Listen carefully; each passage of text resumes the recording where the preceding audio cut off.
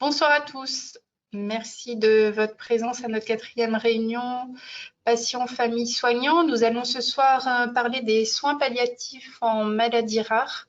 Et nous aurons l'honneur de faire intervenir 2 équipes, l'équipe de soins palliatifs pédiatriques Virgule avec le docteur Anne Gallo, l'infirmière Delphine Brest et la psychologue Dominique Antonioli.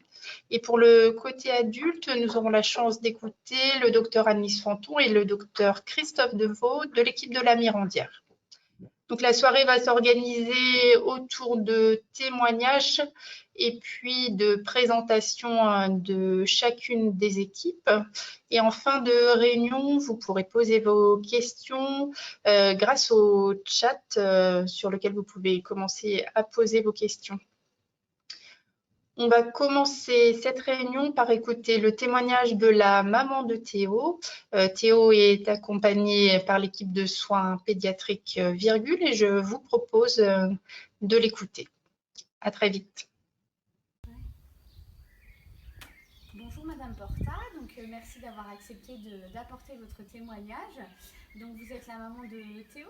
Oui, tout à fait. Oui, il a quel âge Théo? 8 ans. 8 ans, et donc il est atteint de leucodystrophie. Oui, le type métachromatique. D'accord. Donc du coup, initialement, vous avez donc eu un diagnostic au CHU de Dijon en service de génétique. Oui.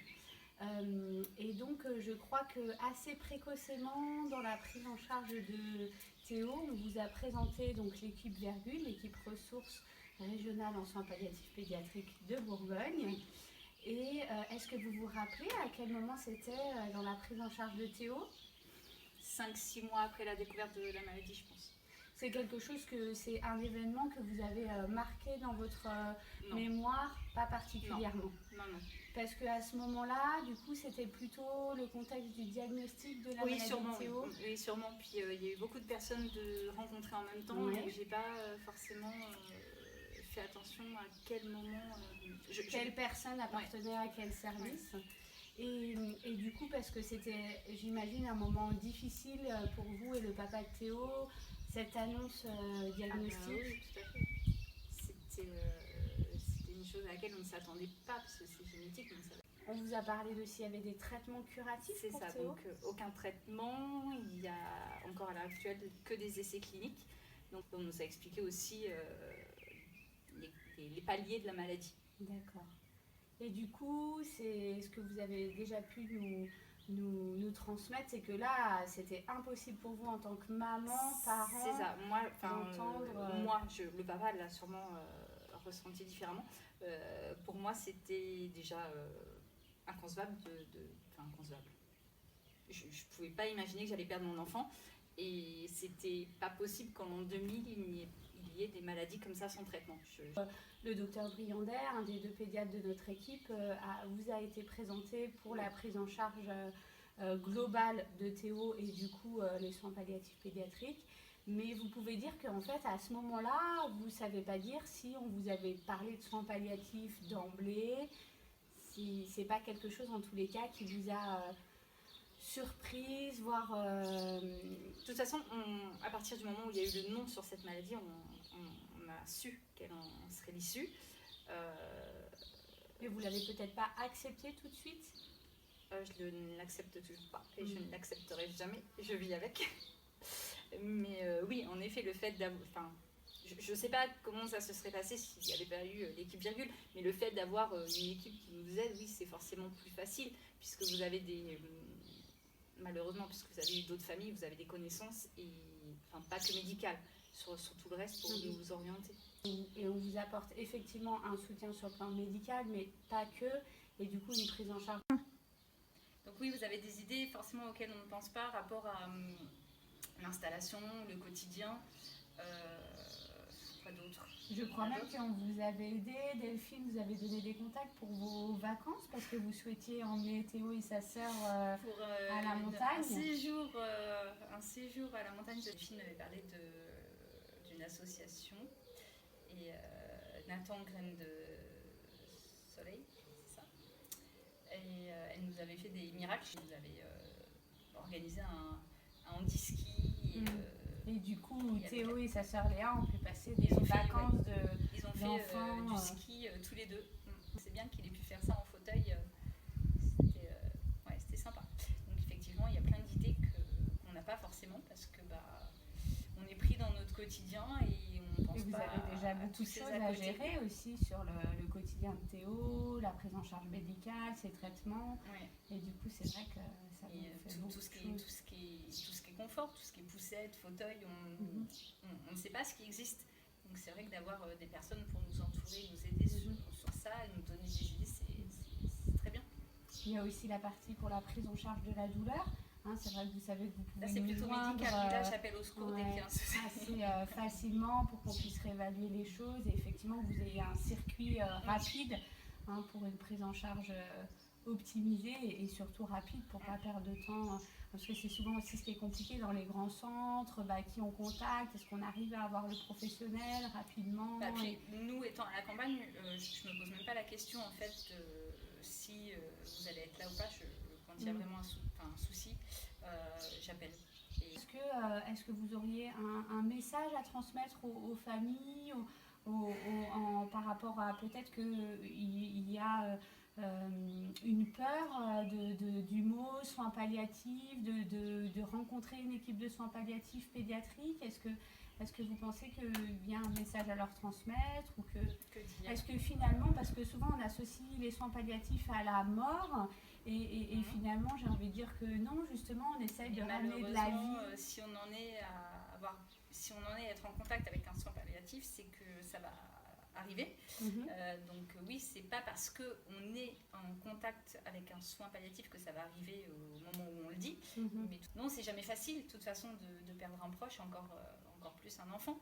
Mais oui, vous avez, si tous les parents sont comme moi, vous avez cette facilité à nous orienter qu'on n'a pas forcément tout seul. Donc, et dans le quotidien aussi, pouvoir vivre votre vie au jour le jour, sans que même si on échange avec une équipe de soins palliatifs pédiatriques, on est aussi dans l'organisation et dans vivre votre vie pleinement dans la mesure du possible malgré la maladie. On essaie, oui. De faire ces projets-là et d'être aussi dans quelque chose de dynamique et pas une attente, parce que parfois on peut avoir cette impression-là, des soins palliatifs, il n'y a plus rien à faire, on attend. Faut pas. Je vais reprendre ma phrase, chacun fait comme il veut. Moi, je suis dans cette optique-là. On sait que ça va arriver, on ne prépare pas parce qu'on n'est jamais prêt. On y pense dans le sens où, oui, on se dit, tiens, le jour où ça arrivera, moi, je sais que ce jour-là, je serai incapable de gérer quoi que ce soit. Donc, le jour où ça arrivera, je sais que je veux un diaporama, donc j'ai déjà préparé ça, par exemple. Mais ça m'empêche pas, justement, d'essayer de prévoir des petits moments, des moments que toute famille peut avoir. Un pique-nique, un petit séjour, si possible, avec le Covid. Mais oui, il faut pas que je dise ça. J'essaie, moi, en tout cas, mon optique, c'est d'avoir les deux. Parce que ils sont malades, ils ne sont pas tous la même pathologie, mais je pense qu'ils sont tous enfants et qu'ils ont des envies d'enfants. Et ils veulent vivre leur vie d'enfant. Merci, Merci Madame Porta. Merci. On remercie la maman de Théo pour le témoignage qu'elle a bien voulu nous livrer et toutes les choses qu'elle a partagées avec nous ce soir. Je vais laisser maintenant la parole au docteur Anne Gallo pour qu'elle nous présente l'équipe Virgule et qu'on comprenne mieux leur travail auprès des enfants. Je suis Dominique Ortegnoli, psychologue. En fait, je ne travaille pas à Virgule, mais c'est moi qui me suis occupée de Théo et de sa famille au niveau psychologique depuis l'annonce diagnostique.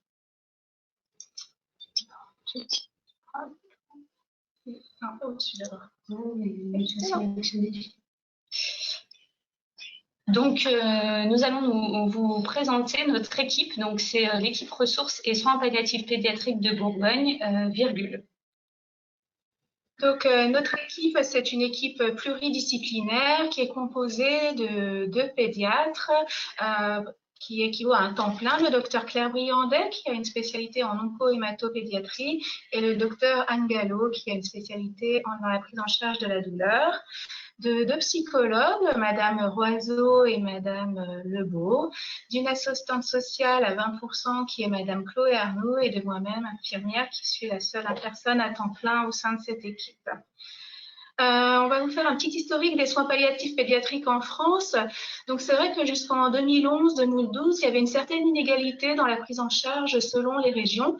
En effet, certaines équipes orientées dans des prises en charge de la douleur ou d'oncologie avaient déjà développé une culture palliative au sein de leurs équipes. C'était le cas dans 5 régions en France, en Bretagne, en Midi-Pyrénées, en Rhône-Alpes, en PACA et dans les Pays de la Loire. Mais il n'y avait aucune structure de pédiatrique de mise en place sur l'ensemble du territoire pour les soins palliatifs pédiatriques. C'est le plan national de soins palliatifs 2008-2011 qui a permis cela, avec les premières mises en place en octobre 2010. Et puis notre équipe, c'est un petit peu plus tardif, en 2013 qu'elle a commencé. Et à ce jour, chaque région a donc une équipe ressource régionale de soins palliatifs pédiatrique. Donc, il y a 22 équipes qui correspondent aux 22 anciennes régions. En 2011, les équipes se sont fédérées afin de permettre les échanges entre les équipes et la collaboration.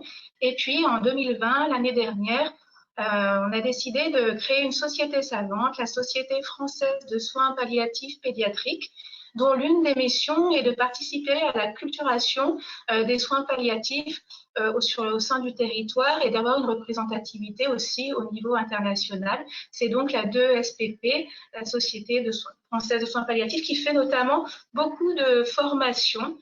Et cette année, Covid oblige, on s'est lancé dans les webinaires et demain, vous pourriez participer au 4e webinaire de la Société française sur la participation des parents au processus décisionnel en situation de limitation et d'arrêt des thérapeutiques actives. Donc, qu'est-ce que les soins palliatifs pédiatriques? Donc, les soins palliatifs pédiatriques, ce sont des soins actifs et complets, parce que souvent, on a l'habitude d'imaginer que si on parle de soins palliatifs, c'est qu'on arrête tous les soins, mais ce n'est pas du tout le cas. L'idée, c'est d'englober toutes les dimensions, qu'elles soient physiques, psychologiques, sociales et spirituelles, dans le but d'assurer la qualité de vie à l'enfant, mais aussi d'apporter du soutien aux équipes, mais aussi aux proches de l'enfant, notamment dans le soulagement des symptômes de l'enfant, qu'ils soient des symptômes douloureux, des symptômes respiratoires, digestifs ou autres, de trouver si possible des services de répit pour la famille. Et puis, le but, c'est d'assurer les soins jusqu'au moment du décès, que ce soit à domicile, à l'hôpital, en structure médico-sociale, et aussi durant la période de deuil, notamment grâce aux psychologues de notre équipe.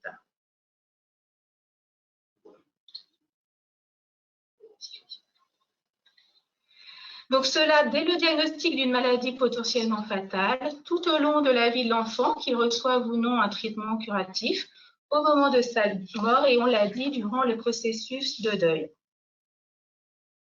Alors, quels enfants sont concernés par la prise en charge par notre équipe? Il s'agit de tout enfant qui est atteint d'une pathologie, soit limitant sa vie, c'est-à-dire que le décès précoce durant sa vie est attendu, ou bien une pathologie qui va menacer sa vie, donc le risque de décès prématuré est élevé, mais il existe tout de même une possibilité de survie, parfois jusqu'à l'âge adulte jeune. Et donc, comme on vous l'a déjà dit, dès le diagnostic posé, et cette prise en charge va se poursuivre, que l'enfant bénéficie ou non d'un traitement spécifique dirigé contre sa maladie. En effet, quand est-ce qu'on peut proposer cette prise en charge en soins palliatifs pédiatriques? Alors, il n'y a pas de règles, ça va vraiment dépendre de la pathologie, de la situation. C'est parfois dès le diagnostic de l'annonce de la maladie, comme par exemple pour Théo et sa famille, ou dans les cas, par exemple, d'amyotrophie spinale infantile de type 1, ou bien ça peut être aussi au décours de décompensation itérative dans certaines pathologies. Alors, l'expérience montre que souvent, les professionnels du monde pédiatrique sont assez réticents à proposer aux familles la rencontre de notre équipe de soins palliatifs pédiatriques. Et en fait, les familles sont souvent prêtes beaucoup plus tôt à aborder ces questions avec notre équipe. De nombreuses études le démontrent en France et sur le plan international. Souvent, en fait, les équipes référentes se posent la question de est-ce que les parents sont-ils prêts, et souvent sous-estiment effectivement le questionnement des parents. Mais en fait, la question, c'est plutôt est-ce que la rencontre avec notre équipe sera bénéfique pour l'enfant et sa famille, et puis même parfois bénéfique pour l'équipe soignante, le professionnel référent qui a besoin de soutien dans cette prise en charge complexe et difficile. Donc, il s'agit vraiment d'une démarche intégrative précoce. Donc, pourquoi un processus intégratif? Donc, effectivement, on pourrait se mettre sur le schéma de nous proposons des soins curatifs à l'enfant et à sa famille. Et puis, quand il y a un échec de ces traitements curatifs, proposer les soins palliatifs pédiatriques. Et là, c'est vrai que l'intervention de notre équipe peut être vécue comme il n'y a plus rien à faire. Et du coup, on nous propose la prise en charge par une équipe de soins palliatifs pédiatriques. Or, de plus en plus, on essaye de vraiment intégrer la prise en charge de notre équipe dès le diagnostic de la maladie grave, et du coup de vraiment préparer, accompagner en soins palliatifs pédiatriques et préparer donc le décès de l'enfant et l'accompagnement du deuil, puisque souvent les parents dès très tôt se questionnent déjà sur la préparation du deuil, et du coup c'est important de les accompagner. Donc, en résumé, virgule, c'est une équipe qu'on appelle en cas de maladie grave ou de polyhandicap en évolution, de la période anténatale, puisqu'on peut intervenir dans les maternités, jusqu'à l'adolescence ou dans la prise en charge du jeune adulte, puisqu'en établissements médico-sociaux, ils sont notamment accueillis jusqu'à 20 ans et qu'on est là aussi pour faire le relais avec les équipes adultes. Face aux situations pédiatriques complexes, pourra assurer un soutien à toutes les personnes qui prennent en charge l'enfant, à tous les proches, à l'enfant en premier, bien sûr, un regard complémentaire. Et ce qui est important aussi, c'est de se dire que les soins palliatifs ne se limitent pas à la phase terminale et que leur durée n'est pas préétablie, d'où le nom de notre équipe. Parce que souvent, on associe les soins palliatifs à un point final, et le choix du nom-virgule de notre équipe, c'est pour dire que les soins palliatifs dans la prise en charge d'un enfant, ça peut être juste une ponctuation, et qu'après, il y a toute une nouvelle histoire à écrire, que ça ne s'arrête pas au moment où les mots soins palliatifs sont prononcés, comme l'a dit la maman de Théo dans son témoignage. Donc, on intervient sur tout le territoire bourguignon, dans les services hospitaliers, auprès des structures médico-sociales, en lien avec les HAD et avec nos collègues des réseaux et des équipes mobiles de soins palliatifs adultes, puisque, comme vous le voyez, le territoire est grand et qu'on a vraiment besoin de la collaboration de nos confrères pour être au plus près des situations et des professionnels. Et puis, donc, on intervient aussi auprès des professionnels libéraux et sur le lieu de vie de l'enfant, quel qu'il soit. Donc, bien sûr, au domicile, mais aussi dans les écoles et dans les centres de loisirs s'il le faut. L'équipe peut être sollicitée soit par une équipe hospitalière, soit dans cette équipe hospitalière par un soignant qui se questionnerait. Au sein des structures médico-sociales, c'est parfois le médecin référent qui fait appel à nous, ou directement un membre de la famille, tout ça au bénéfice de l'enfant, de l'adolescent, du jeune adulte qui est concerné. Alors, une des possibilités d'intervention de notre équipe, souvent auprès des équipes référentes et des familles, on va aider à la réflexion sur le niveau de soins de prise en charge des enfants, et notamment à la rédaction d'une fiche qu'on va appeler SAMU-PALIA ou enfants vulnérables, qui permet d'aider les professionnels, mais également de protéger l'enfant de gestes thérapeutiques inappropriés face à sa situation médicale, donc dans la situation d'urgence. où il est parfois difficile pour le professionnel qui va intervenir, qui ne connaîtra pas la situation de l'enfant, de faire le bon choix. Il s'agit de préciser ce qui serait raisonnable de pratiquer si l'enfant, l'état de l'enfant se dégradait, mais aussi ce qui serait inadéquat de faire pour cet enfant.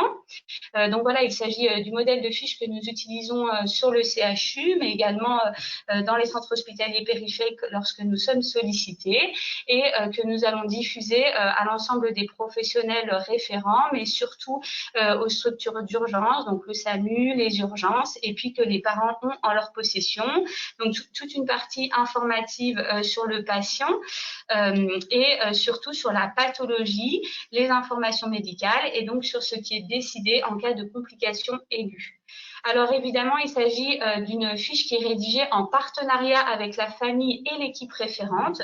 Donc là, on est vraiment dans la démarche triangulaire dans le monde pédiatrique et notamment en soins palliatifs pédiatriques avec une réflexion et un dialogue entre l'enfant, l'adolescent, ses parents et les professionnels de santé. C'est vraiment comme ça que cette fiche est rédigée et que les décisions sont prises dans le contexte de soins palliatifs pédiatriques. Évidemment, il s'agit d'un moment difficile pour les parents, la rédaction de cette fiche, parce qu'il faut anticiper les événements aigus graves qui peuvent arriver ou bien qui sont déjà arrivés et pour éviter, pour qu'ils se passent au mieux. Mais c'est souvent quand même un réel soulagement pour les parents et une réassurance parce que à ce moment-là, nous anticipons des événements qui peuvent potentiellement se passer et du coup, les familles sont plus rassurées pour la gestion au domicile. Il y a de toute manière tout un processus en amont avant la rédaction de cette fiche avec un accompagnement qui s'est fait par l'équipe globale avec l'enfant, l'adolescent, les proches et l'équipe référente qui permet de mettre une relation de confiance, de bien comprendre les besoins et les volontés de la famille et de l'enfant. Et il ne s'agit en aucun cas d'un protocole, de quelque chose qui est systématique. Voilà, tout peut être vu même au dernier moment, même par les parents s'ils ne sont pas prêts. Et effectivement, c'est une fiche qui est réévaluée, rediscutée régulièrement, qui est transmise aux équipes locales lorsque l'enfant se déplace pour des vacances, un week-end. Voilà, et permet donc une anticipation même dans la période, lors d'événements aigus. Et donc voilà, du coup, pour synthétiser, j'espère qu'on vous a bien transmis que nous sommes là pour accompagner les parents, la fratrie, les grands-parents, mais la famille, voilà, ça peut être une marraine, ceux qui en ont besoin, mais au sens large, les amis aussi, parce que ça peut être aussi compliqué, ça peut être le milieu scolaire ou des loisirs, c'est vraiment en fonction des situations, les professionnels de santé, les professionnels référents qui connaissent très bien la famille et l'enfant depuis souvent des années et ça n'est pas simple aussi de prendre des décisions, de suivre les familles et les enfants dans ce contexte et puis centrer effectivement sur l'enfant et l'adolescent qu'on va accompagner et on va être dans le souci au quotidien de vraiment être au plus près de ses besoins, de ses désirs et qu'il puisse garder malgré la maladie grave sa vie d'enfant le plus possible et ses projets autant que possible. Voilà, donc ça, ce sont quelques sites qui peuvent vous intéresser. Donc, comme on en a parlé, le site de la Société française de soins palliatifs pédiatriques, celui de la Société française d'accompagnement et de soins palliatifs. Il existe également un réseau francophone de soins palliatifs pédiatriques. Et puis, il y a également une société européenne de soins palliatifs. Et donc, sur tous ces sites, il y a une partie pour les professionnels et une partie pour les parents, les familles. Voilà, et donc ce sont nos coordonnées, celles de notre équipe que vous pouvez retrouver sur le site du CHU et puis que vous retrouverez donc sur ce diaporama qui sera diffusé par la plateforme d'expertise des maladies rares. Merci. Merci. Merci.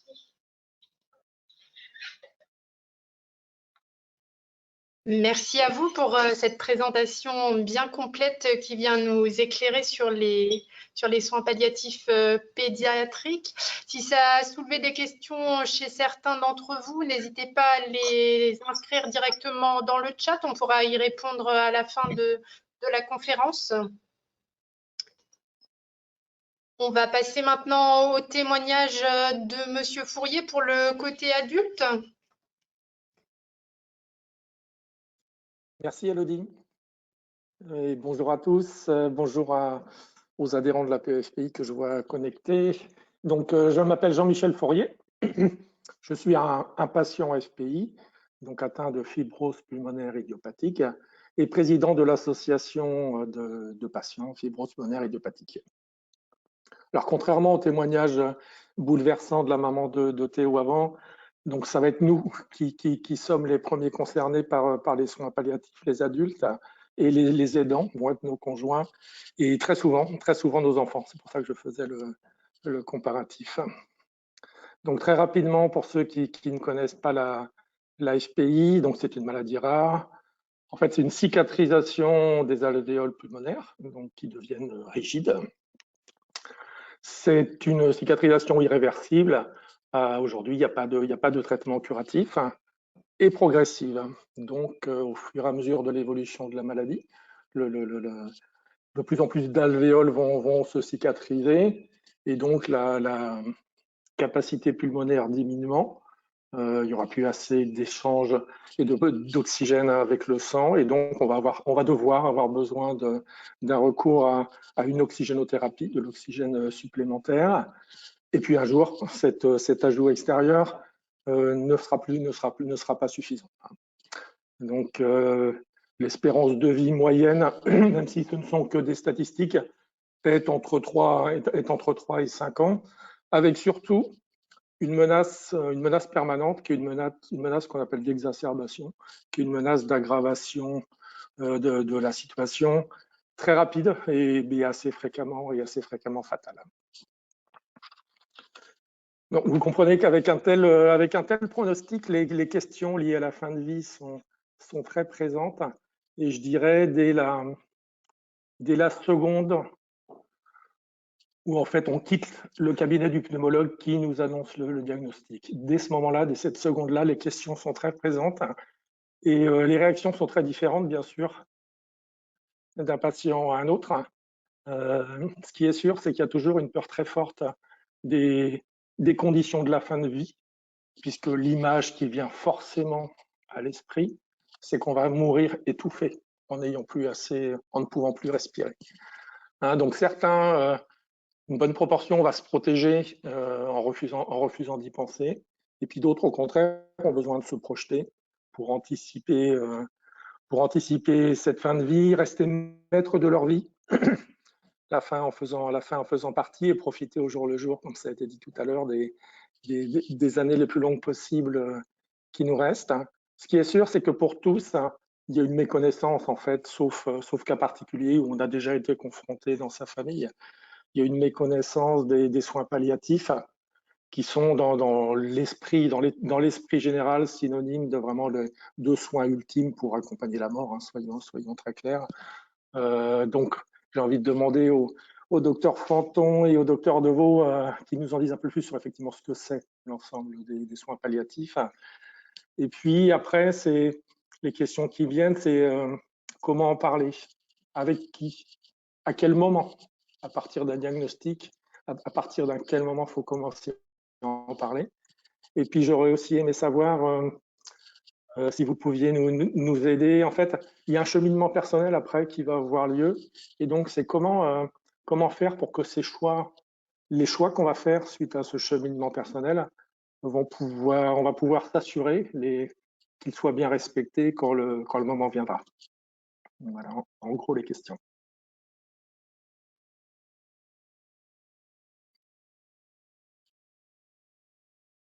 On vous laisse répondre du coup à Monsieur Fourier et à tout le monde. Tout le monde doit se poser ces questions. Ouais, question bien légitime, effectivement. Merci de cette de ces témoignages-là chez l'enfant, puis à présent chez l'adulte. On va essayer à deux têtes avec ma collègue, la Annelise Fanton. Alors, peut-être pas de répondre à toutes les questions posées, mais en tout cas, vous donner quelques repères, éclairages pour être au plus juste de ce que représente, la façon dont les soins palliatifs aujourd'hui dans le paysage du monde de la santé, comment ils s'intègrent et puis comment on peut en effet aider un certain nombre de patients et leurs familles également. Donc, on va vous partager un diaporama. Voilà. Alors, on va revenir peut-être au point de départ. Voilà, est-ce que c'est bon? Est-ce que tout le monde peut le voir?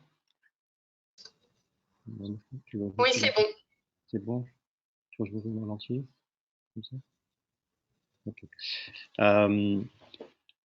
Voilà, en effet, le titre de cette séance aujourd'hui, c'est effectivement soins palliatifs et maladies rares, parlons-en. Je crois qu'il y a un enjeu, en effet, pour que tout ce que recouvre la démarche des soins palliatifs puisse être peut-être commencer par être nommé, et on a bien entendu déjà là toute la difficulté que ça représente et chez les patients et dans l'entourage. Alors, sur le plan de cette démarche, de la façon dont les soins palliatifs ont été développés, en tout cas en France, dire, je vais essayer de ne pas relire les diapos que vous avez sous les yeux, plutôt de faire des petits commentaires ici et là pour aller au plus vite et puis pouvoir échanger avec vous ensuite. Cette discipline des soins palliatifs, elle a commencé à avoir un petit peu d'historique, puisque, en tout cas pour ce qui est du monde adulte, un recul d'environ 35 ans. Voilà. Alors ça peut paraître déjà beaucoup. Ça reste une discipline qui est un peu neuve en même temps, parce que encore en développement, on va dire.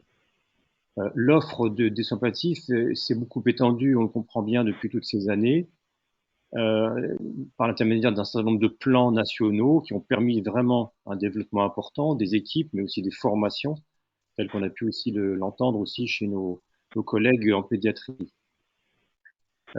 Pointer ici déjà, pour commencer, le fait que les soins palliatifs, en tout cas chez l'adulte, donc, en tout cas, ont été assez inégalement répartis, un peu comme ce qui a été dit chez nos collègues pédiatres, que malgré tout, ces équipes se sont étendues de plus en plus, maintenant on le sait bien, dans tous les départements en France.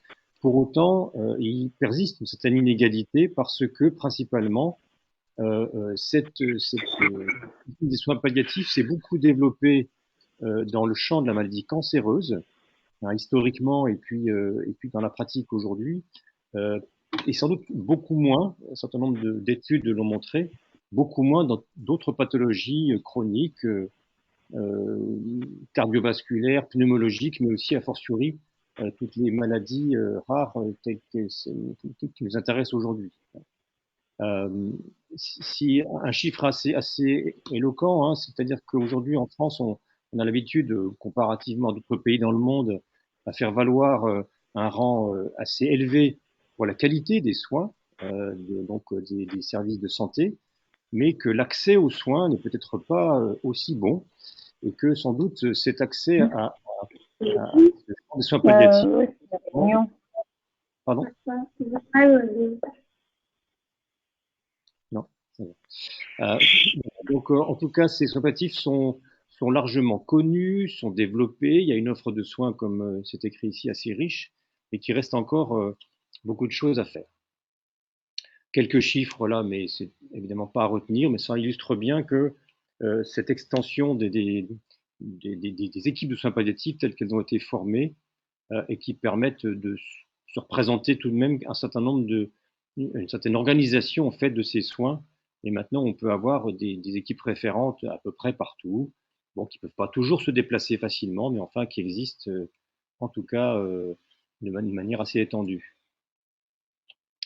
Ah, là, il y a un petit diagramme je ne sais pas comment c'est visualisé. On ne voit pas, c'est bizarre. Tout à l'heure, c'était bon. Ah. C'est un petit peu décalé. Ouais, c'est un peu décalé. Je sais pas, j'essaie de le remettre comme ça, je sais pas si ça marche. Là, c'est un petit diagramme qui montre un peu à l'image de celui qu'on a vu précédemment, que ces soins palliatifs correspondent dans la pratique plutôt à une période au cours de laquelle les patients, leur entourage, vont progressivement, de manière comme ça régulière, entrer dans des phases, dans une période. Hein. On ne parle plus comme il y a une trentaine d'années de période curative. Cet exemple-là qui est illustré ici, c'est celui de la cancérologie, mais il était assez classique à l'époque de dire, voilà, on est en curatif, on soigne le cancer, et puis à un moment donné, les traitements ne sont plus efficaces, et on bascule dans les soins palliatifs. Aujourd'hui, cette progression-là, enfin ce schéma, il est pas juste, il est plutôt représenté par celui que vous avez sous les yeux, qui montre bien qu'il y a une progression et surtout une intégration donc de cette démarche des soins palliatifs, finalement parfois assez précoce quand la maladie évolue, que la diffusion de la maladie s'est compliquée de plusieurs métastases et surtout que l'état du patient relève parce qu'il présente un certain nombre de problèmes, de symptômes, de douleurs, et qu'à ce moment-là, le recours à une équipe peut être sollicité. Pour définir un peu plus clairement encore ce que représente cette démarche, on a l'habitude de déjà se représenter qui sont les malades qui relèvent de cette démarche. Alors, les définitions qui sont maintenant largement bien établies parlent que cela concerne bien entendu des maladies graves ou des états qui sont suffisamment avancés, mais également évolutifs, avec une maladie qui est en train de s'aggraver. Il ne faut pas qu'elle soit stable, mais surtout cette notion de non-curabilité. Et l'objectif de ces soins, ils vont être orientés, on l'a déjà un petit peu entendu, vers le soulagement et vers des soins qu'on appelle des soins de confort. Donc ça correspond véritablement à une priorité puis à un objectif fort dans la prise en charge de ces patients pour que l'ensemble de ces signes d'inconfort puissent être soulagés le plus possible. Et on sait qu'on a quand même beaucoup de recul maintenant dans la pratique d'utilisation d'un certain nombre de médicaments, mais parfois d'autres approches non médicamenteuses pour apporter un soulagement, tant sur le problème de douleur, mais également sur la dyspnée, qui, même si on n'arrive pas toujours à la combattre intégralement, quelques moyens peuvent être utilisés pour l'apaiser.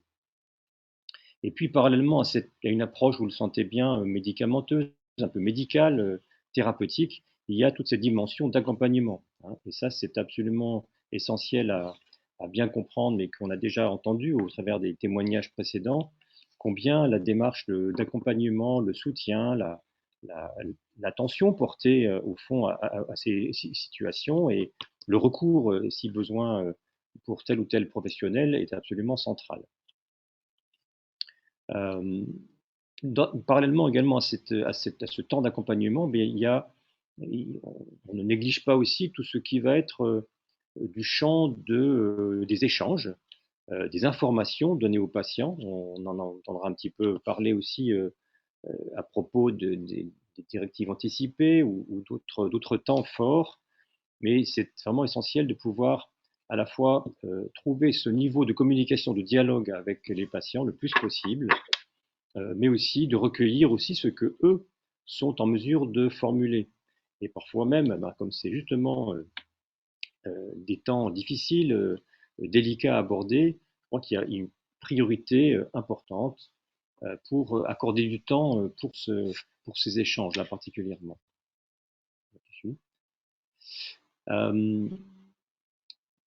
Plus globalement, mais il y a plein d'incidences concrètes qu'on pourra éventuellement aborder s'il y a des questions, mais plus globalement, bien repérer qu'en soins palliatifs, il s'agit de ne pas aller tout de suite dans des solutions concrètes qui parfois sont un peu difficiles à trouver, mais qui renvoient au fond à un certain nombre de limites de la médecine. Hein.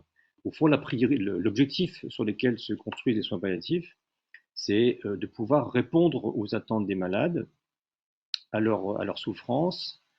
Parfois, les situations un peu dramatiques, hein, on les rencontre évidemment bien souvent, lorsqu'il y a cet épuisement psychique très important au point que certains patients demandent d'en finir.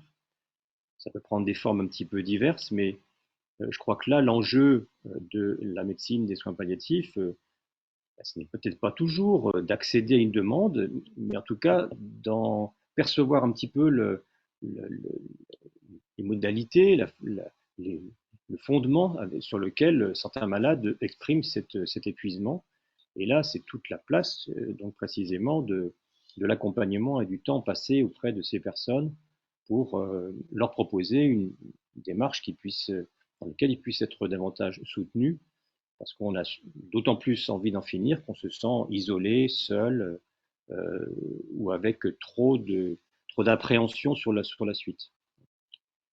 Donc, de tout ça découle un peu cette nécessité du côté des équipes de soins palliatifs de prendre du temps aussi pour réfléchir au fond à ce qui est en jeu, à ce qui se joue véritablement dans ces processus, et que c'est seulement à la lumière de ces échanges, de ces réflexions, parfois, même souvent en équipe, sur le sens que peut représenter ces soins et ces problèmes posés par les malades, que cet accompagnement va prendre justement sens. Il y a le temps passé face à toutes ces questions et auprès des patients vont permettre ce sort de cadrage et de soutien nécessaire pour les malades. Donc là, un petit schéma qui représente, on l'a vu un peu quelque chose de similaire chez nos amis pédiatres, qui illustre ce côté pluridisciplinaire nécessaire pour permettre que les patients puissent déposer leurs problématiques, déposer leurs signes d'inconfort. Et ce travail pluridisciplinaire nécessite, alors ils ne sont pas représentés véritablement dans ce schéma, mais des liens entre la médecine hospitalière, la médecine de ville, les équipes spécialisées comme les équipes de soins palliatifs ou les équipes d'HAD quand elles ont besoin d'intervenir auprès du patient. Alors, quelques repères pratiques dans la mise en œuvre, je viens de l'évoquer, une démarche pluridisciplinaire. Là, il y a besoin parfois d'instaurer véritablement des temps d'échange entre ces différentes approches. C'est pas toujours facile, mais on a l'expérience très fréquemment qu'à chaque fois qu'on peut coordonner au fond les choses entre ces professionnels, beaucoup de problématiques trouvent un peu leur solution ou s'apaisent ou sont facilitées en tout cas dans la prise en charge. Il s'agit de personnaliser des soins. Il n'est pas question en soins palliatifs de faire une approche un petit peu standardisée, mais c'est vraiment toujours une approche singulière et une appréhension d'une situation donnée qui nous permet d'organiser les choses au mieux, tant au niveau du malade que des familles, comme vous le voyez ici. Et là, on voit bien que les équipes spécialisées et référentes ont toute leur place, même si les équipes de soins palliatifs n'ont pas une solution à tout. Elles permettent parfois de faire ce lien suffisamment entre chaque intervenant pour permettre une bonne coordination des soins. Voilà, et puis ici, la dernière diapo me concernant, apparaître les missions des équipes mobiles de soins palliatifs adultes telles qu'elles apparaissent dans un décret pas un décret, une circulaire qui a défini un peu ces missions en 2008. Et vous voyez que ces équipes de soins palliatifs mobiles visent à apporter les conseils et les soutiens nécessaires auprès d'autres équipes soignantes qui s'interrogent à juste titre sur la mise en œuvre de ces soins. Et donc ces équipes s'appuient sur l'organisation de concertation avec ces professionnels, réalisent des actions de formation et puis permettent également le soutien psychologique, social aussi auprès de ces malades et de leurs familles. Voilà ce que je voulais vous dire un petit peu à très très grande ligne sur ce que ça représente aujourd'hui quand on évoque les soins palliatifs, et peut-être plus dans le détail ou un petit éclairage particulier que Alice Fanton va vous donner maintenant à propos de ce qu'on a appelé les directives anticipées issues des lois Claes-Leonetti.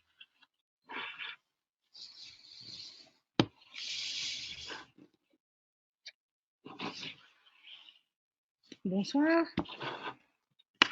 Alors, je remercie déjà la plateforme pour cette sollicitation et pour avoir abordé à la demande des familles d'évoquer ce sujet. Tout à l'heure, Monsieur Fourier posait un petit peu en préambule comme question quelle démarche faire pour que certaines volontés soient réalisées en période ultime de la vie. Et donc, depuis quelque temps, ont été rédigées des notions au niveau des directives anticipées. Déjà, redéfinir ce que sont ces directives anticipées, c'est la possibilité pour une personne majeure de préciser ses souhaits concernant sa fin de vie. Et c'est uniquement dans ce cadre-là. Et ça permet, en cas de maladie et de situation médicale irréversible, d'avoir pu échanger et de formaliser ses souhaits à ce moment-là par rapport à une limitation ou un arrêt de thérapeutique spécifique, par rapport à une indication ou non de vouloir être hospitalisé ou transféré dans un service de réanimation, d'être d'avoir des suppléances de ces organes qui peuvent défaillir, et également sur sa volonté ou son état d'esprit par rapport au soulagement et à l'accompagnement, même si éventuellement ça peut raccourcir un petit peu la vie. Juste une définition, parce que là aussi c'est pas facile quand on parlait tout à l'heure de temporalité. Quand est-ce qu'on est en fin de vie? Alors ça, c'est un sujet qui est régulièrement débattu et c'est une réponse à laquelle il est excessivement difficile de répondre, mais de manière un peu consensuelle, on peut dire qu'est considéré en fin de vie un patient qui est atteint d'une maladie grave, incurable, en phase avancée ou terminale, avec bien évidemment toute la difficulté, la subjectivité à établir un pronostic, même en phase ultime de la vie. Pour rédiger des directives anticipées, là on est vraiment dans le monde de l'adulte puisqu'il faut être majeur. Une personne sous tutelle peut les rédiger, mais avec l'autorisation du juge. De façon légale, elles doivent prendre la forme d'un document écrit, daté et signé. Et il est important que des personnes de l'entourage, qu'on en fasse connaître leur existence. C'est-à-dire que si on écrit ces directives anticipées, mais qu'on les range dans un tiroir et que nul n'est informé de leur existence, ça aura beaucoup moins de valeur et beaucoup moins de pertinence. L'objectif des directives anticipées, c'est de pouvoir faire état de ces volontés dans le cas où on ne soit pas en situation de les exprimer. Tant que le patient sera en état de communiquer, de répondre aux questions, c'est ce procédé-là que l'équipe médicale utilisera et s'adressera directement aux patients. Elles n'ont d'intérêt que si on se retrouvait en situation de ne pas pouvoir communiquer. Et à ce moment-là, il est important d'en informer ses proches, son médecin, de leur existence et éventuellement du lieu de conservation. Donc ça peut être mis dans le dossier médical partagé quand on en a un, et elles peuvent être confiées à une personne de confiance, à une famille ou à un membre proche. Ces directives anticipées ont actuellement une durée illimitée, mais à tout moment, on peut revenir sur ces directives anticipées, les annuler ou les modifier. C'est quoi leur objectif? Quand est-ce qu'elles sont prises en compte? Aujourd'hui, elles s'imposent aux médecins pour toute décision d'investigation, d'intervention ou de traitement, sauf dans 2 situations.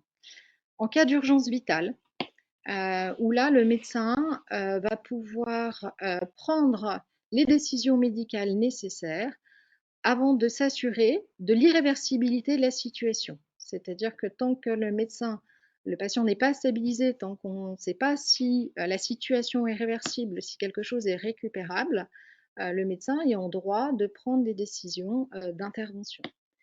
Et elles peuvent aussi ne pas s'appliquer lorsqu'elles paraissent inappropriées ou non conformes à une situation médicale. Par contre, dans cette situation-là, il faudra que le médecin se réfère et enclenche la réalisation d'une procédure collégiale et que s'il y a une décision médicale qui va à l'encontre des directives anticipées, il faut que ce soit noté et validé dans le dossier et que la personne de confiance désignée par le patient en soit informée. Alors, il me paraissait important de refaire un petit point sur la personne de confiance et le rôle de cette personne de confiance. La personne de confiance, c'est une personne qui est désignée par le patient pour s'exprimer au nom du patient et non en son nom propre. Elle est là pour se faire porte-parole et écho et référent de la pensée, de l'état d'esprit du patient. Au jour d'aujourd'hui, il y a un peu une injonction quand on rentre dans un établissement de santé pour qu'on désigne une personne de confiance. Ceci n'a rien d'obligatoire et il faut savoir qu'avant de désigner une personne de confiance, il faut aussi qu'on en ait recueilli l'accord de celle-ci. On ne peut pas désigner une personne de confiance sans avoir informé cette personne qu'elle était la personne de confiance. Et si le patient n'est plus en état de s'exprimer, c'est vers cette personne de confiance que l'équipe médicale sera consultée et informée pour essayer de recueillir quelles auraient été les volontés du patient dans cette situation-là. Le rôle de la personne de confiance, c'est d'être un peu le garant que les volontés de la personne puissent être respectées. Et au niveau des prises de décision médicales, ce sera vraiment l'interlocuteur, mais qui se fera le témoin. En aucun cas, l'équipe médicale ne devra demander, la personne de confiance n'aura pas à porter une décision. Hein. Elle sera consultée comme se faisant le relais de l'état d'esprit du patient. En l'absence de directive anticipée, le témoignage de la personne de confiance, normalement, la loi prévaut qu'elle soit prévalente par rapport à celui de la famille ou des proches. La personne de confiance, ça peut être un médecin traitant, ça peut être un ami, ça peut être un membre d'une famille éloignée, ce n'est pas nécessairement la famille ou le conjoint d'un patient. Vous avez donc bien compris que la personne de confiance était quelqu'un de totalement différent, ou en tout cas pas nécessairement la même personne que la personne à prévenir. La personne à prévenir, c'est le numéro de téléphone de la personne si tout à coup il y a quelque chose qui se passe ou vous êtes informé d'une sortie ou de modalité administrative. Et ça, c'est la personne à prévenir. La personne de confiance, elle a vraiment une autre mission et on peut tout à fait concevoir que ces deux personnes soient différentes. Alors, vraiment, il y a le texte et il y a les recommandations des directives anticipées où effectivement, telle que la loi est écrite, elles n'ont de valeur que si elles prennent la forme d'un document rédigé. Mais il ne faut pas s'enfermer dans la rédaction d'un document. Ce qui est vraiment très important, c'est de faire part à ses proches et à son entourage ou à sa personne de confiance de ses volontés. Et ce qui paraît très important dans cette démarche-là, c'est d'en discuter et de pas, on n'est pas du tout dans l'objet de ne remplir qu'un formulaire. Et vraiment, c'est l'échange, c'est discuter, c'est faire part d'un état d'esprit et effectivement, c'est d'essayer d'aborder cette phase, pas seulement du décès et de l'après-décès, mais de ce qui peut éventuellement se passer en amont, afin que nos volontés, dans la situation où la personne n'est plus en situation de s'exprimer, que ces volontés soient respectées.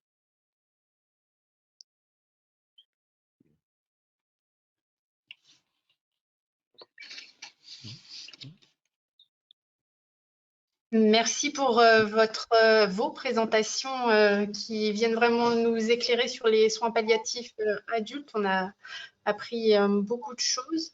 On va peut-être laisser la parole à l'équipe de soins pédiatriques pour qu'ils puissent nous informer sur le questionnement juridique et législatif qui les concerne.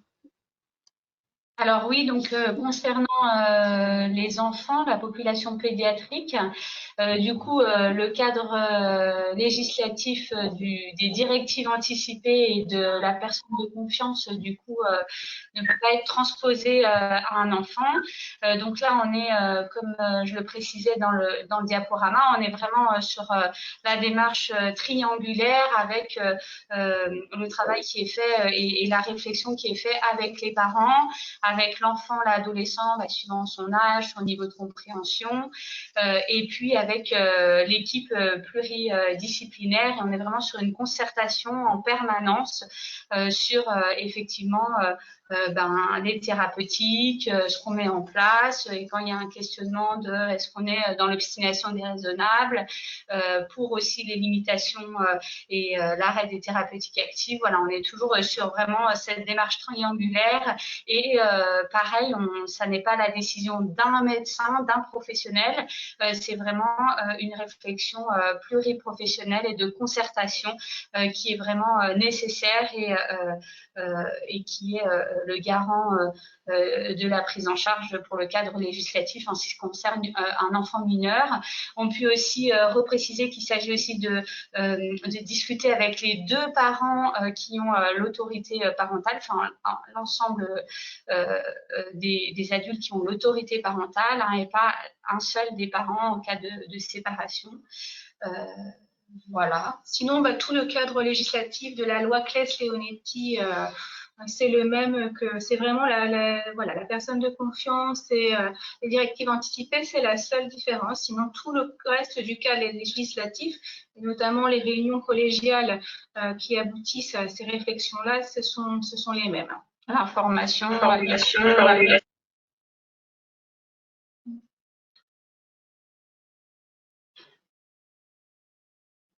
voilà, peut-être qu'il y aura des questions et on pourra y répondre plus précisément. Merci pour ce complément d'information. N'hésitez pas du coup à poser vos questions dans le chat sur ce sujet qui est difficile mais qui est très intéressant d'aborder ce soir. Pour orienter les questions, le professeur Laurence Fèvre va reprendre le chat et puis poser les questions aux intervenants concernés. Donc n'hésitez pas à écrire vos questions, on va y répondre. Merci à tous et merci Elodie. Donc, on a pour l'instant 2 questions dans le chat. Alors, en sachant que comme on n'est pas très nombreux à cette réunion, si vous voulez aussi prendre la parole, vous pouvez aussi soit mettre dans le chat que vous avez envie de prendre la parole, et puis, ou bien carrément ouvrir le micro entre 2 questions si jamais vous n'avez pas accès au chat, parce que je sais que des fois c'est un petit peu difficile pour certains. Alors on va commencer avec 2 questions de Jean-Michel Fourier. Donc la première qui était, donc vous avez souligné l'importance de l'échange patient-famille-soignant. Pratiquement, comment établit-on le premier contact avec l'unité de soins palliatifs? Peut-on le faire avant d'être en fin de vie, en liaison avec son spécialiste? Et quelque part, je dirais que cette question, même si elle est orientée adulte, comme c'est Jean-Michel qui la pose, néanmoins, je pense que c'est une question qu'on reformulera aussi pour l'équipe pédiatrique d'une autre façon, parce que c'est une vraie question aussi. Donc, je vous laisse du coup, côté de Christophe ou Anne-Lise, répondre à cette question déjà.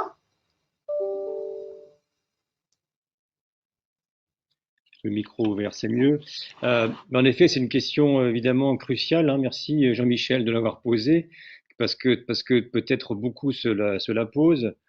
Vous l'avez peut-être senti, hein, la culture des soins palliatifs, en tout cas en France depuis plusieurs années, a été celle aussi d'une tentative et puis d'un certain effet d'intégration de la démarche soins palliatifs dans dans le paysage de santé. Donc, si on pose un peu les bases que, au fond, ce sont des soins qui s'appliquent à une maladie grave, etc., en fait aussi, c'est important de bien comprendre que il va être assez essentiel de pouvoir intégrer cette démarche assez précocement. Pas au tout début de la maladie, bien entendu, mais suffisamment précocement pour permettre que eh bien, toute cette démarche puisse être suffisamment riche pour que voilà, l'évaluation puisse être vécue, et que ces liens, ces questions posées puissent avoir le temps de travailler d'abord ensemble. Les professionnels soignants de soins palliatifs, comme je vous l'ai dit, n'ont pas la réponse à tout, mais c'est en évaluant, en rencontrant, en parlant, en dialoguant avec et les uns et les autres qu'on trouve des solutions en commun, j'ai envie de dire. Alors, en pratique, comment on établit c'était une première partie de ma réponse, pouvoir intégrer suffisamment tôt, ça veut dire, bon, d'abord, une équipe sympathique, c'est une équipe qui est, pour l'immense majorité, des équipes attachées à une structure hospitalière, mais avec une activité qui est transversale. Donc, on est habitué à rencontrer beaucoup de nos collègues, beaucoup de situations de différentes équipes très très diverses, que ce soit dans le cadre d'institutions comme les hôpitaux, mais aussi à l'extérieur. Donc, et il y a une personnalité centrale dans la prise en charge donc de ces patients qui sont chez eux, c'est les médecins traitants. Donc, alors central, ils sont pas toujours en première ligne, parfois on le regrette, mais en tout cas, c'est peut-être auprès de votre médecin traitant qu'un lien peut être établi et d'un contact avec nous. Mais encore une fois, une équipe de soins palliatifs peut être sollicitée en elle-même. Simplement, c'est que nous, on va chercher à nous intégrer à d'autres professionnels, d'autres équipes. Ça peut être des équipes d'HAD, ça peut être de nos confrères spécialistes qui vont aussi être la partie prenante dans la prise en charge.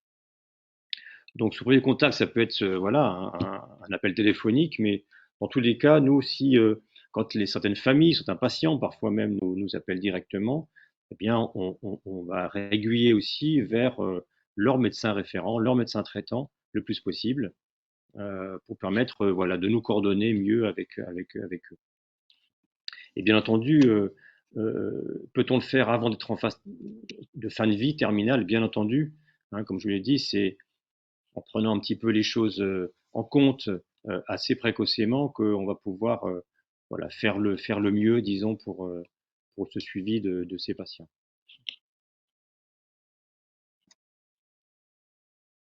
On va donner la parole à Philippe Bognaud qui voudrait bien compléter par partage d'expérience ou autre. On t'écoute, Philippe. Non, je voulais juste dire en réponse à Monsieur Fourier que je pense typiquement pour la fibrose pulmonaire, la PEFPI peut avoir un rôle important d'information au patient pour qu'aussi le patient puisse aller vers le médecin et lui en parler, ou aussi, pourquoi pas, enfin, je pense que la diffusion de cette information est très importante. Nous, on y est rentré, nous, non-oncologues, on est rentré progressivement en fait dans cette culture. Ça a très bien été dit par Christophe hein, tout à l'heure, tout est arrivé par l'oncologie thoracique. Et en fait, il y a des tas de maladies où finalement, les soins palliatifs rentrent moins facilement dans les habitudes des médecins. Donc, il faut tous nous emmener vers ça. Hein. Je pense que c'est très très différent d'une équipe à l'autre, mais je pense vraiment que vous pouvez aussi avoir un rôle important. Alors, du coup, je voulais reformuler. Donc, on a des questions qui arrivent. Hein, c'est bien. Donc, en sachant d'ailleurs pour les uns et les autres, je vous précise aussi qu'il y a il y a plusieurs professionnels qui sont autour de qui sont connectés. Si ça peut être utile. Et il y a aussi donc Dominique Antonioli qui est dans la salle avec l'équipe Virgule, qui est psychologue. Si jamais il y avait des questions spécifiques, n'hésitez pas. Et puis, évidemment, il y a aussi la possibilité de faire du partage d'expérience si vous le souhaitez. Alors, cette première question qui était effectivement fondamentale, j'avais envie de la reformuler un petit peu pour l'équipe Virgule parce que c'est quelque chose qui est vraiment, je trouve, une situation très, très courante quand on prend en charge un enfant, qui est effectivement de savoir, ça se recoupe beaucoup, quand est-ce que c'est le bon moment effectivement d'établir ce premier contact? C'est vrai que c'est difficile pour tout le monde hein, de parler de tout ça et on a l'impression parfois que si jamais on le fait trop tôt, ça va être difficile pour les familles. Évidemment, le faire trop tard n'est pas du tout une bonne idée. Et puis, en fait, parfois, on s'aperçoit que y a, quand on en parle, en fait, simplement, que ça se passe finalement très bien. Donc, après, vous avez eu probablement une très large expérience de situations diverses. Est-ce que le sentiment que j'aurais aussi en écoutant tout le monde aujourd'hui, c'est finalement, est-ce qu'on n'est pas un petit peu desservi par ce nom d'équipe de soins palliatifs au final? Parce que finalement, c'est de l'accompagnement pour quelque chose qui pourrait arriver finalement à pas forcément. Enfin, on a l'impression en fait que le terme de soins palliatifs est assez égal à voilà, une issue fatale à relativement moyen court terme, on va dire. Et en fait, finalement, c'est probablement pas dans ces situations-là qu'on accompagne le mieux. Donc voilà, quelle est votre expérience et qu'est-ce que vous avez envie de partager là-dessus? Alors c'est vrai qu'effectivement, hein, dans nos prises en charge, on a un peu tous les cas de figure, donc des prises en charge très précoces au moment du diagnostic, des prises en charge plus tardives. C'est vrai que nos collègues hein, souvent ont cette difficulté-là d'amener le terme d'une équipe de soins palliatifs pédiatriques. Alors nous, on a la chance de s'appeler aussi Virgule, donc c'est vrai que parfois du coup, nos collègues parlent juste de virgule ou vont dire pour vous aider pour la prise en charge de la douleur. Et après, c'est vrai que nous, du coup, on présente vraiment notre équipe et en général, quand on le fait nous et surtout quand on donne les objectifs, les missions, quand on fixe ce pourquoi on a été sollicité, c'est vrai que là, c'est beaucoup plus simple avec les familles, les enfants, on n'a jamais de refus. Donc, c'est vrai que souvent, ce qu'on essaye de faire, c'est vraiment les consultations à plusieurs ou très tôt, du coup, nous, on peut être présent et tout de suite prendre le relais en expliquant du coup notre rôle, ce qui permet du coup, je pense, d'être plus facilitant dans le dialogue et de voilà, que ce soit moins difficile, un peu comme ça a pu être fait pour Théo, dont on a pu voir le témoignage de la maman.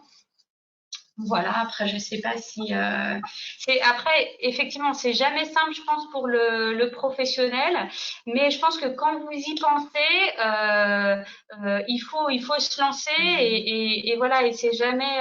et si nous, on rencontre vraiment les parents tout de suite derrière, voilà, c'est parce qu'effectivement, dire juste virgule, voilà, les parents vont chercher l'information et voir vite que c'est rattaché à une équipe de soins palliatifs pédiatriques et il n'y a pas lieu de ne pas nommer les choses, mais c'est vrai que quand vraiment on se présente, nous on le fait toujours au moins en binôme et voilà, quand on fait des propositions concrètes sur leur quotidien, de comment on peut les accompagner, très vite ils comprennent et c'est souvent aussi le témoignage de la plupart de nos familles, c'est qu'effectivement on associe le terme soins palliatifs à la mort et en fait on est là pour remettre de la vie dans la prise en charge de cette pathologie complexe et de pouvoir refaire des projets, que ce soit sur le plan familial, scolaire, des loisirs et voilà, et on est là pour rappeler ça à l'ensemble des professionnels, à remettre ce dynamisme-là.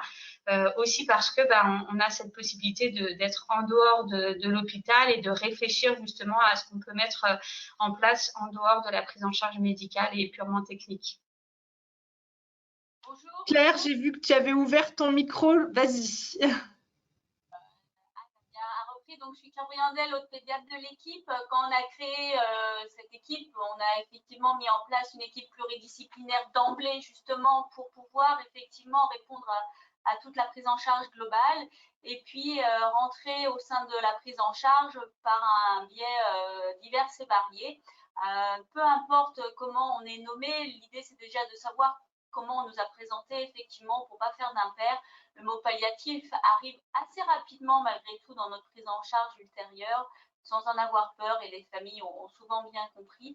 Mais peu importe, l'idée effectivement qu'on est dans une situation souvent complexe, qui nécessite une prise en charge globale, et nous on peut effectivement via l'arrivée d'une assistante sociale, d'une psychologue à domicile, puisque effectivement on a la chance d'avoir des missions qui puissent aller auprès des familles là où ils se situent et donc aller au domicile, avoir cet point de vue extérieur de voir le domicile et permettre souvent aux médecins référents de pouvoir parler de nous via cette possibilité.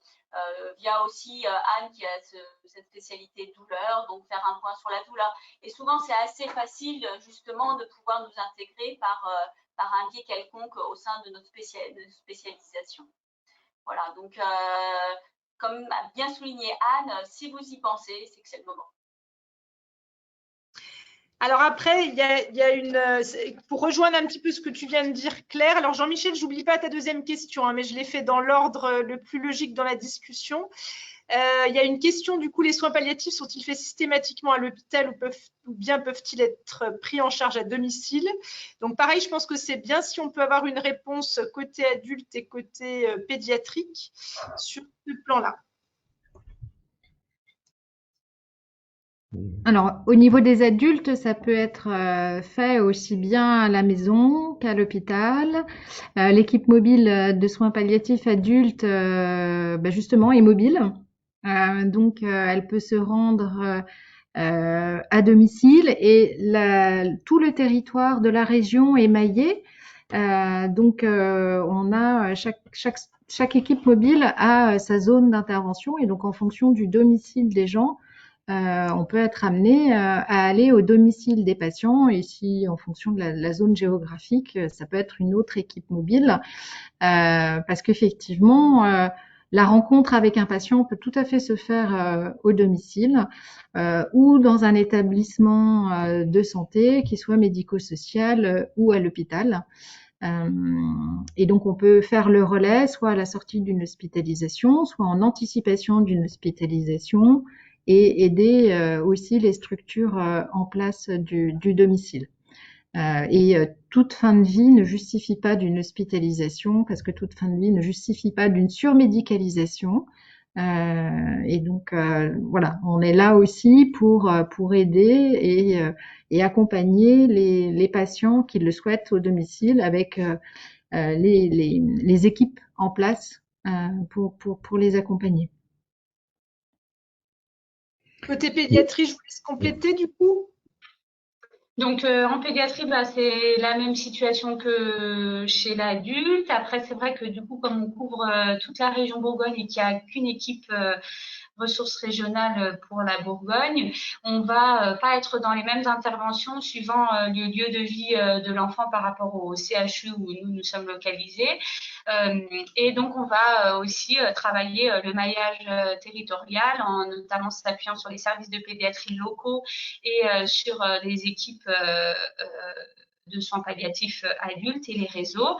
Et donc, alors souvent, on se déplace quand même ponctuellement parce que c'est bien de rencontrer les équipes et les familles, mais on est là, du coup, en renfort, voilà, par la visio, les appels téléphoniques.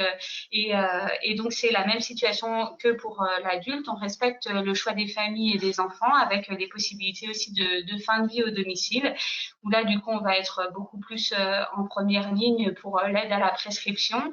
C'est vrai qu'on n'a pas, du coup, d'hospitalisation à domicile pédiatrique sur la région Bourgogne. Et donc, on n'a pas de structure spécifique pédiatrique pour l'accompagnement au domicile. Mais voilà, on peut quand même vraiment aider les professionnels du monde adulte pour l'aide à la prescription, l'accompagnement. Et effectivement, on se déplace assez facilement dans ces situations. Voilà, ce qui compte, c'est que l'enfant et sa famille se sentent en sécurité à domicile. Et donc, on respecte, une fois qu'on a pu préparer le retour à domicile, soit avec des HAD effectivement adultes ou avec vraiment, on a aussi affaire à des professionnels libéraux, notamment des infirmières libérales formidables qui nous aident. On peut, voilà, si tout le monde se sent bloqué, si tout le monde se sent en sécurité à domicile, c'est possible. Et puis parfois, c'est mixte, c'est-à-dire qu'il y a des allers-retours entre le domicile et l'hôpital. C'est pas figé ou à l'hôpital, c'est pas figé à domicile. C'est en fonction du jour, du moment, comment les familles se sentent, comment l'enfant se sent. On peut vouloir faire une fin de vie à domicile et pas souhaiter que son enfant décède à domicile, parce que parfois il y a aussi une fratrie, parce qu'il faut continuer à vivre après dans ce domicile. Voilà, donc nous on s'adapte. Ce qui compte, c'est que tout se passe avec sérénité, sécurité, et vraiment on n'a jamais refusé pas pu organiser retour à domicile parce qu'on ne trouvait pas de professionnels.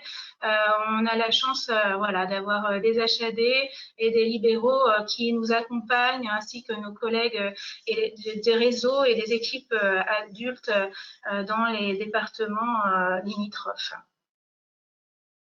Merci. Alors, on a la deuxième question de Jean-Michel qui demandait, donc, les soins d'accompagnement peuvent-ils comprendre un soutien psychologique aux malades, mais aussi à sa famille et à ses proches? Et ce qui peut aussi revenir avec la question à, effectivement, les temps que vous avez au sein de vos équipes côté psycho. Merci. Pareil, donc, on peut faire dans le même ordre ou l'inverse. Je ne sais pas, côté équipe adulte, vous commencez, et puis après, équipe pédiatrique.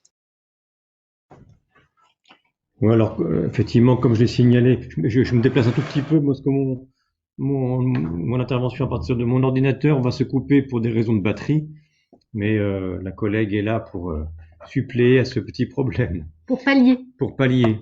Bah oui, en effet, comme ça a été évoqué, on a une assez forte priorité lorsqu'on est amené à prendre en charge un patient à intégrer ce patient dans son univers, on va dire. Donc, effectivement, son entourage familial, amical, affectif, on va dire, va aussi retenir toute notre attention. La qualité de ce qui peut être vécu, voilà, dans cet accompagnement, bien entendu, passe par du temps passé, par une évaluation un peu des différents facteurs qui sont en jeu dans des situations difficiles, et que ce faisant, eh bien, l'accompagnement des familles a une place parfois prépondérante. Hein. Il arrive que finalement les problèmes présentés par les patients puissent être non pas résolus, mais enfin en tout cas trouver une solution qui soit assez simple, alors même que l'entourage peut lui vivre des choses très très difficiles, très pénibles, et effectivement l'accompagnement va être proposé parfois de manière très très forte, avec des recours d'une psychologue parfois, ou en tout cas du temps passé auprès de l'entourage. C'est voilà, c'est toujours des histoires très très singulières, et bien souvent inventer un petit peu des modalités, des façons de pouvoir répondre aux besoins qui sont les nôtres. Je ne sais pas si ça répond un petit peu à la question, Jean-Michel, c'était un peu cette... Après, il y a sont aussi ressources les personnes, les équipes en charge, les centres d'expertise où sont pris en charge les patients. Pour la fibrose, il y a l'unité de pneumologie, où il y a un psychologue rattaché. Quand il y a des prises en charge par des hospitalisations à domicile, il y a aussi des soignants référents rattachés à ces structures. Donc les possibilités de soutien et d'approche sont aussi auprès des équipes en place du quotidien. Ça répond, merci Christophe, ça répond à la question. Je pense que là aussi, il y a un petit manque d'informations par rapport à ça tout au long du parcours. C'est vrai que là, on a beaucoup de patients, je dirais même en détresse psychologique, et c'est vrai qu'on a du mal à avoir un soutien psychologique tout au long du parcours. C'est important pour nous, effectivement, de bien voir à quel endroit, à quel moment, en fait, tout ça peut jouer, quoi. Mais pour nous, l'enjeu, c'est aussi d'un petit peu de percevoir de quoi on parle quand on a des besoins psychologiques. C'est-à-dire que il est arrivé par le passé, moins maintenant, mais certains soignants qui n'a pas eu de formation, qui n'a pas été sensibilisé suffisamment à ces approches, on peut réagir de telle façon que dès qu'un malade exprime un peu une détresse, des pleurs, quelque chose qui est un peu difficile au plan émotionnel, aussitôt on veuille solliciter une psychologue. Nous, on travaille un petit peu depuis longtemps sur le fait que former tout soignant peut être en mesure de pouvoir apporter une écoute, une attention, un peu de temps passé, sans forcément passer par la vue d'une psychologue qui a toute sa place dans des situations un petit peu plus compliquées ou pour évaluer des choses qui sont pas forcément très claires dans les interactions entre voilà, une personne malade et son entourage. Mais je crois que ce soutien psychologique, il est évidemment central, donc, encore une fois, il relève de tout un chacun. Quand on a choisi de travailler dans le monde du soin, je crois qu'il y a une certaine façon de concevoir que cette attention, elle doit avoir toute sa place. Aujourd'hui, hélas, on travaille dans des univers hospitaliers un peu cloisonnés, et c'est en ça que la démarche de soins palliatifs doit encore un peu se développer pour justement un peu décloisonner tout ça et permettre qu'on se concerte et qu'on se coordonne davantage dans ces prises en charge difficiles. Si je peux... Du coup, vous nous faites un retour sur la question soutien psychologique, patient-famille, du coup. Ah, pardon, Philippe, j'avais pas vu que tu avais pris ton micro. Vas-y, vas-y. Non, mais c'était juste un point en réponse aussi à Monsieur Fourier. Dans certains centres, comme à Dijon, le psychologue du centre est aussi destiné aux aidants. Et ça, pour nous, c'est quelque chose d'extrêmement important et d'extrêmement utile. C'est-à-dire que le psychologue, il peut être rencontré en couple ou même individuellement, et l'aidant peut être seul. Parfois, c'est l'aidant seul qui va, le patient qui refuse d'aller le voir. Donc c'est forcément un point essentiel, ouais.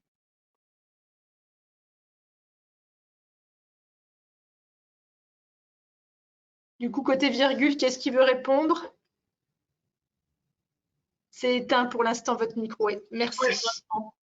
Alors moi, je voudrais dire qu'il y a déjà, bon, je suis psychologue, hein. C'est vrai que parfois ce sont les équipes ou une personne soignante qui va alerter, qui va dire il faudrait que ce patient ou cette patiente voie la psychologue parce qu'il pleure, il est angoissé. Moi, je pense que ça suffit pour déclencher un entretien avec la psychologue, qu'il y a écoute et écoute, qu'effectivement nous sommes, nous, formés à une écoute particulière et que ça n'est pas seulement pour les cas graves, c'est pour toute personne qui a besoin d'exprimer des difficultés. Ça peut être des difficultés qui vont paraître anodines à d'autres personnes, mais des choses qui peuvent vraiment perturber le patient, perturber quelqu'un de son entourage. La temporalité, moi je souhaitais aussi faire intervenir la temporalité dans tous ces processus, c'est-à-dire que la temporalité du patient, même si c'est un enfant, n'est pas nécessairement la même que celle de quelqu'un de leur entourage, n'est pas la même que celle d'un soignant. Personne n'a la même perception de sa maladie, de ce qui va arriver. C'est important d'écouter aussi le patient. Monsieur Fourier, vous en parliez. C'est vrai que quand doit-on faire telle chose? Eh ben moi, j'aurais tendance à dire quand c'est votre moment, quand vous qui êtes le patient, vous sentez que c'est le moment. Demandez à un ou une psychologue de travailler avec vos proches si c'est difficile pour eux d'accepter que vous le fassiez à ce moment-là, mais vous êtes la personne concernée et c'est vous qui devez décider. Et je crois que ça, c'est très important et que nous, les psychologues, nous sommes aussi formés à aider, à écouter les patients et à effectivement pouvoir les accompagner dans tout ce processus. Donc c'est vrai qu'au sein de l'équipe Virgule, donc il y a un tiers de temps parmi tous les professionnels au sein de l'équipe de temps de psychologues. Donc on a 2 psychologues, une à 70%, une à 30%. Donc il y a un gros travail effectivement d'accompagnement psychologique qui est pour toutes les familles. En fait, il y a toujours un suivi psychologique. Après, c'est vrai qu'il ne peut pas toujours être fait par une des psychologues de notre équipe. Mais du coup, c'est aussi le travail de la psychologue d'essayer de trouver d'autres professionnels proches du domicile. Alors, il y a la problématique du coût financier, hein, parce que c'est souvent des prises en charge longues pendant la maladie, mais aussi souvent d'accompagnement après la maladie. Et du coup, on travaille à voilà, soit une autre psychologue hospitalière, soit en CMP, soit... Et c'est vrai que quand c'est dans le contexte des soins palliatifs et qu'on fait ce travail-là de contacter nos collègues, il y a toujours une compréhension un peu du degré d'urgence, et parce que c'est des structures qui ont souvent beaucoup d'attentes. Mais quand nous, professionnels, on explique que c'est vraiment maintenant dont on a besoin du relais, voilà, ça se passe toujours bien et on arrive quand même à mettre en place ça, en tous les cas pour des prises en charge pédiatriques. Oui, on voit la même chose. Et on travaille toujours, voilà, on est toujours en trinôme, il y a toujours une intervention d'un médecin, d'une psychologue et d'une infirmière de Delphine dans nos prises en charge. Nous accompagnons les équipes. Parfois, nous ne connaissons pas les familles ni l'enfant et nous sommes appelés à l'issue du décès d'un enfant dans une institution ou une équipe. Le décès d'un enfant n'est pas simple, quelle que soit la durée de vie, que ce soit à la maternité ou en réanimation ou dans des services chroniques.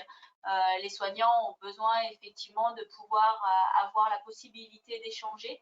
Donc on essaye de mettre en place à l'issue du décès d'un enfant une réunion qu'on appelle post-décès pour que les professionnels qui ont gravité autour des prises en charge et qui souhaitent échanger, faire un hommage, partager leurs difficultés ou leurs bons moments, puissent intervenir. On réalise ça à peu près 15 jours à 1 mois après le décès d'un enfant. On voit bien que classiquement, un deuil rappelle un autre deuil, et quand on partage effectivement une situation, très vite, on peut effectivement reparler de situations antérieures qui n'ont pas encore été travaillées jusqu'à présent. Donc, nos intervenants aussi auprès des équipes, de façon collégiale, de façon pluridisciplinaire ou de façon individuelle quand on a des professionnels en difficulté. En tout cas, pour nous, c'est primordial le suivi, et on essaye de mettre en place un suivi important auprès de la fratrie, puisque c'est souvent une partie de la population auquel il est difficile d'avoir accès, puisqu'eux, ils sont souvent quand même sur un temps scolaire, pendant que nous aussi nous travaillons. Et donc, nous essayons de mettre en place un suivi au sein du domicile quand les familles l'acceptent. En tout cas, oui, la prise en charge psychologique va varier dans les différents besoins en fonction des professionnels, des familles, mais nous essayons de le mettre de façon systématique, en tout cas dans nos accompagnements. Merci Claire pour ces précisions. Donc on arrive au bout de notre heure et demie. Et on va finir avec un petit témoignage effectivement que Nadège a noté, qui est une belle façon de conclure cette heure et demie. Donc Nadège qui nous dit: personnellement, sans l'équipe Virgule, je pense que moralement nous aurions baissé les bras très vite. Ils nous soutiennent plus que certains proches. Donc merci à eux et à tous les spécialistes qui nous accompagnent depuis plusieurs années. C'est triste à dire, mais heureusement que cela existe. Et puis alors, on a Elisabeth qui vient de nous mettre aussi un petit mot, qui est que l'information aux familles par des spécialistes, médecins, psychologues, etc., lors des rencontres associatives est aussi très importante. Cela permet des temps d'échange entre parents qui vivent déjà cet accompagnement et ceux qui sont dans la crainte de ce passage souvent obligé. Cela dédramatise le mot palliatif qui effectivement fait résonner dans la plupart d'entre nous fin de vie. Voilà. Et bien, en tout cas, merci à toutes les personnes connectées, soignants comme personnes concernées.